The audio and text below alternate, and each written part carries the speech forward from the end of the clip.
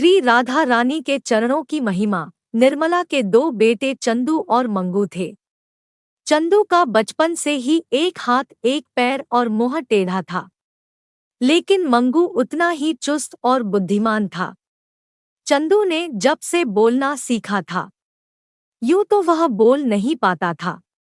वह एक शब्द को बोलने के लिए बहुत समय लगा लेता था, लेकिन जो भी थोड़ा बहुत बोलता, उसमें से सबसे ज्यादा वह यही बोलता, राधा रानी के चरण। बस यही शब्द उसकी जिह्वा पर रहते थे। वह दिन में 2-4 बार यही शब्द दोहराता और इसको दोहराने में भी वह बहुत समय ले लेता। रात को सोते वक्त भी ना जाने उसको कैसा स्वप्न आता था कि वह एकदम से उठकर जोर जोर से रोने लगता था और अटकते अटकते बस यही बोलता था, राधा रानी के चरण। उसके घर वाले बहुत परेशान होते कि न जाने यह क्या कहना चाहता है। बस एक बार स्वप्न देखकर उसकी नींद टूट जाती तो दोबारा वह सो न पाता। बस सुबह जब उसकी माँ उसके पास जाती तब तक उसका रो रो कर बुरा हाल हो जाता, जिससे उसकी माँ बहुत दुखी होती थी। वह सोचती, जाने मेरा बेटा क्या कहना चाहता है, क्योंकि वह ढंग से न बोल पाता न अपनी बात समझा पाता है। एक दिन चंदू की चाची उसके घर आई तो चंदू की माँ ने अपनी परेशानी उसको बताई। तो चंदू की चाची ने कहा कि यह राधा रानी के बारे में कुछ कहना चाहता है। तुम एक बार इसको बरसाना धाम ले जाओ, शायद वहां जाकर इसको थोड़ा सुकून मिले। यह सुनकर चंदू की माँ ने कहा, क्या आप मेरे साथ चलोगी? मैं वहां काफी समय से गई नहीं। शादी हो जाने के बाद मेरा बरसाना जाना कभी भी नहीं हो पाया। अब तुम कह रही हो तो मैं जरूर चलूंगी। तुम्हारे कारण मुझे भी किशोरी जी के दर्शन हो जाएंगे। उसके बाद बरसाना धाम जाने की तैयारियां होने लगी। सब लोग बहुत खुश थे। अगले दिन चंदू की चाची और उसकी माँ चंदू को लेकर बरसाना धाम की तरफ चल पड़े और मंगू अपने पिताजी के पास रहा। बरसाना धाम पहुंचते ही चंदू का चेहरा खुशी से खिल उठा। ऐसा लगा जैसे उसको उसकी मंजिल मिल गई हो। बरसाना धाम की सीढ़ियां चंदू बहुत धीरे धीरे चढ़ रहा था, क्योंकि उसका एक पैर जो कि टेढ़ा था, उससे उसको चढ़ने में थोड़ी मुश्किल हो रही थी। शायद बरसाना में कोई उत्सव चल रहा था, जिससे सीढ़ियों में काफी भीड़ थी। चंदू की माँ और चाची उसको पकड़ पकड़ कर बड़ी मुश्किल से सीढ़ियां चढ़ा रही थी, लेकिन चंदू जल्दी ही थक जाता था। तभी चंदू ने इशारों में कहा कि आप दोनों ऊपर जाकर मंदिर के प्रांगण में बैठो, मैं धीरे धीरे आ जाऊंगा। चंदू की ताई ने कहा, ठीक है, हम ऊपर मंदिर के प्रांगण में तुम्हारा इंतजार करेंगे। तो चंदू ने इशारों में उनको हाँ बोल दिया। अब चंदू धीरे धीरे बड़ी मुश्किल से किनारे से सहारा लेकर सीढ़ियां चढ़ने लगा। वहां पर कई छोटी छोटी कन्याएं सबके माथे और मुंह पर राधे राधे का तिलक लगा रही थी। तभी एक छोटी सी कन्या चंदू के पास आई और बोली, यह तू कैसे टेढ़ा सा चल रहा है? यहाँ टेढ़ों का कोई काम नहीं, टेढ़ो तो सिर्फ यहाँ एक ही है, वह है हमारा नंदलाल, कान्हा, कृष्ण मुरारी। उसके अलावा यहाँ कोई टेढ़ा नहीं रह सकता। इतना कहते ही उसने चंदू के मुख पर राधे राधे का तिलक लगा दिया। उसने पहले चंदू के माथे पर और फिर उसके दोनों गालों पर चंदन से घुला हुआ राधे राधे का तिलक लगाया। चंदन की ठंडक अंदर जाते ही धीरे धीरे उसके मुंह पर टेढ़ा लिखा राधे राधे अब सीधा होने लगा, और देखते ही देखते चंदू का मुख एकदम से सीधा हो गया। चंदू एकदम से हैरान हो गया और तभी वह उत्सुकतावश खुश होकर बोला, राधे रानी के चरण। परंतु अब वह अटकटक कर नहीं बोल रहा था। खुशी से उसकी आंखों में आंसू आ गए। अब वह फिर बोलना चाहता था, राधे रानी के चरण, लेकिन खुशी के आंसू उसके गले में अटके हुए थे, जिसके कारण उससे बोला नहीं जा रहा था। वह कन्या हंसती हुई उसके आगे निकल गई। वह 2 से 4 सीढ़ियां उसके आगे आगे चल रही थी।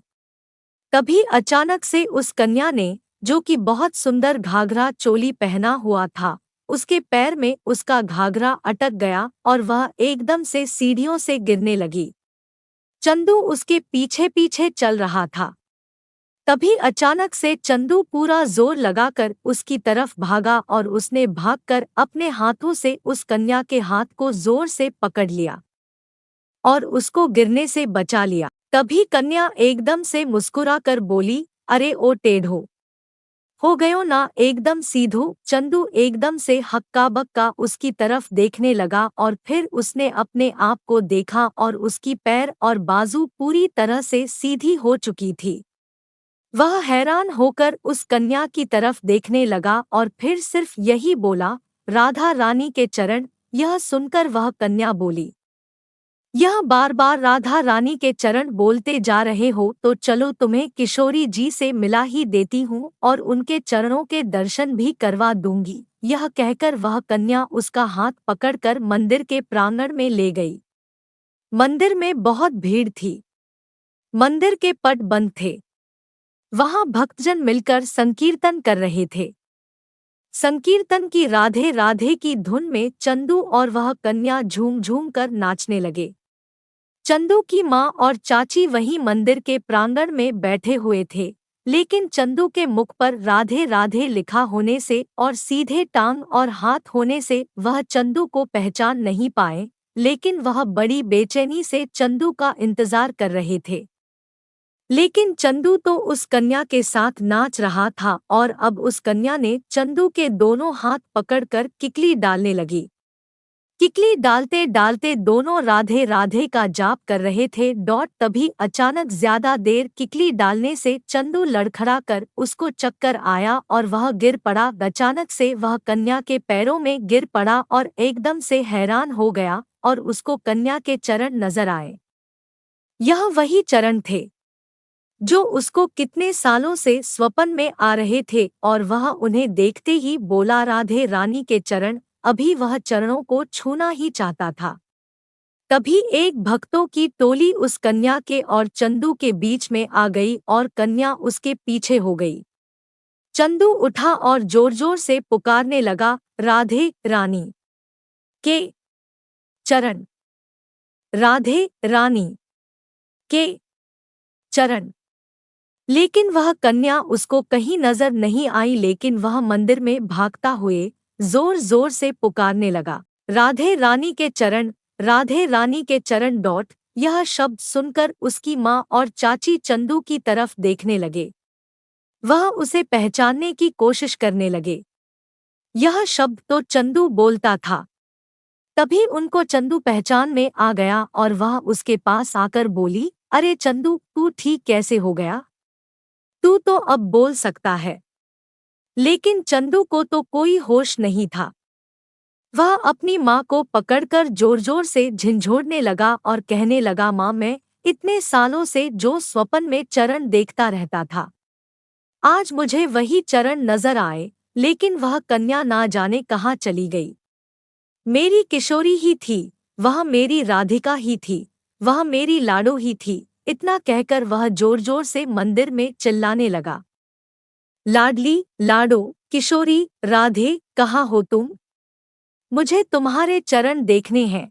वह इतना जोर से चिल्ला रहा था, इतनी जोर जोर से रो रहा था कि मंदिर में आए हुए सारे भक्त उसकी तरफ ही देख रहे थे और इसका इतना करुणा क्रंदन सुनकर सभी कृष्ण प्रेमियों की आंखों में भी आंसू आ गए थे कि यह कितना बड़ा भक्त है जो किशोरी जी को इतनी प्रेम से पुकार रहा है। उधर चंदू हर कोने में जाकर किशोरी को ढूंढने लगा, लेकिन वे उसको कहीं न मिली। वह बार बार जाता और अपनी माँ को पकड़कर कहता, माँ, मुझे अपनी लाडो से मिलना है, उसके चरणों के फिर से दर्शन करना है। लेकिन माँ भी उसके साथ रोती जा रही थी। वह उसको चुप भी कराती जा रही थी। तभी मंदिर में एक बुजुर्ग औरत उसको पकड़कर कहती है, किसको ढूंढ रहे हो बेटा? तो उसने कहा, अपनी लाडो को डोट तो उसने कहा, यहाँ कहाँ ढूंढ रहे हो? वह देखो सामने लाला के साथ, यह हमारी किशोरी जी ही तो है। उनके दर्शन भी कर लो। चंदू आंखों को पोंछता हुआ मंदिर की तरफ गया और उसने देखा कि लालाजी के साथ किशोरी जी खड़ी है। जब उसने किशोरी जी के चरणों को देखा तो जो कन्या के चरण थे और जो चरण उसको स्वप्न में नजर आते थे, वही चरण लाडली जू के भी थे। वह जोर जोर से ऊंची ऊंची छलांग लगाकर बोलने लगा, राधे रानी के चरण, राधे रानी के चरण। और साथ साथ में गोल गोल घूमकर जोर जोर से किशोरी जी के जयकारे लगाने लगा। साथ ही बाहें फैलाकर किशोरी जी को अपने पास बुलाने लगा। तभी अचानक से किशोरी जी के गले से हार उतरकर चंदू के गले में पड़ गया। मंदिर में खड़े सभी भक्तजन यह नजारा देखकर, चंदू की भक्ति और किशोरी जी का वात्सल्य देखकर भाव विभोर और जोर जोर से राधे राधे का जयकारा लगाने लगे।